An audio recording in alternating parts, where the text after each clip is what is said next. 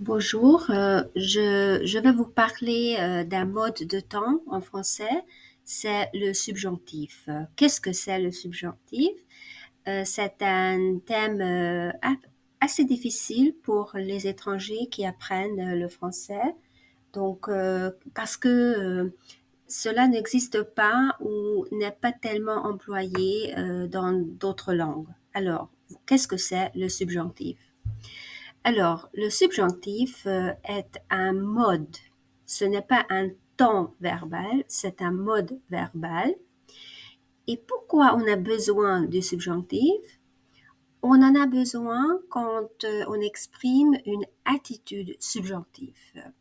Par exemple, voilà, des sentiments, par exemple la peur, la joie, la tristesse, l'obligation, une attente, un désir, etc.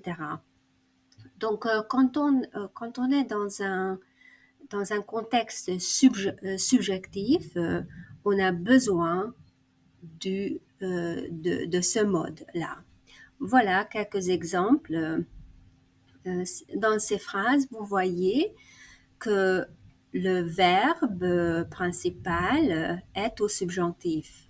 Donc, tous les verbes en rouge sont dans une forme du subjonctif.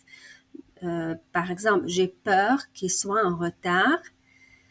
Euh, donc, on ne dit pas j'ai peur qu'il est en retard. Donc, le présent du verbe être, mais on a besoin, on doit utiliser la forme subjonctive du verbe être. Donc, et aussi, vous voyez bien que dans ces phrases-là, effectivement, on exprime des sentiments. Donc, encore une fois, la peur, le souhait, ce que je voudrais, la tristesse, une attente, une obligation, un désir. On peut exprimer le dommage et encore une importance, par exemple, donc une sorte d'obligation. Donc voilà le contexte. Et donc, et je pense que on peut dire que qu'on a besoin du subjonctif tout le temps, en fait. Donc, quelqu'un qui veut apprendre le français à un niveau, un bon niveau, il faut l'apprendre tout à fait. Alors, euh, je vous montre alors la conjugaison entière du verbe aller. Et bon, les lettres sont tout petites, mais ne vous inquiétez pas. Cette image nous sert simplement de constater que le subjonctif, ce n'est pas un temps comme le présent, l'imparfait, le passé composé, etc. Mais c'est un mode de temps autant que le conditionnel, l'impératif, l'indicatif.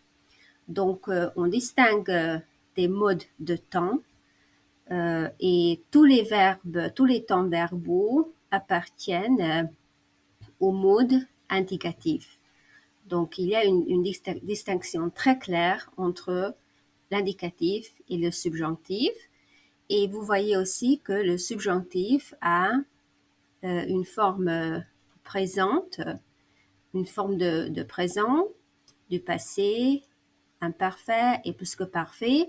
Mais je vous assure qu'on n'a pas vraiment besoin qu'une seule forme, c'est le subjonctif présent. Donc, on peut même oublier, sauf à un niveau très élevé, ces trois autres formes.